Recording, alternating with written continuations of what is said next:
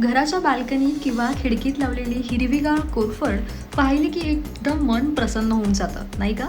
पण अनेक घरांमध्ये एकच समस्या दिसते. कोरफडीचं रोप वाढत नाही, पाने पातळ होत आहेत, रंग फिकट पडतोय आणि रोप हळूहळू सुकत चाललंय. खरं तर कोरफड वाढवणं खूप सोपं मानलं जातं, पण एक छोटी चूक रोपाला कमजोर करू शकते. चला तर मग जाणून घेऊया कोरफड वाढत नाही या मागचं खरं कारण. बहुतेक वेळा 3 चुका होतात. पहिलं तर जास्त पाणी. अनेक जण रोज पाणी देतात, पण कोरफडीला रोज पाणी लागत नाही. माती पूर्ण कोरडी झाल्यावरच पाणी द्या, नाहीतर मुळे कुजतात आणि रोप कमजोर होतं. दुसरं म्हणजे कमी सूर्यप्रकाश. कोरफड घरात ठेवली तर तिची वाढ मंदावते.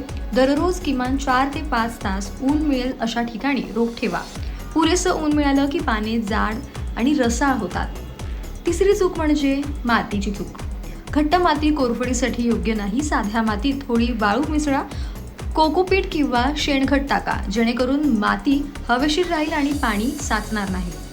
आणि आणखी एक महत्त्वाची गोष्ट म्हणजे कोरफडीच्या बाजूला लहान रोपे उगवतात. ही रोपे मुख्य रोपाचं पोषण घेतात, म्हणून वेळोवेळी ही लहान रोपे वेगळी करा.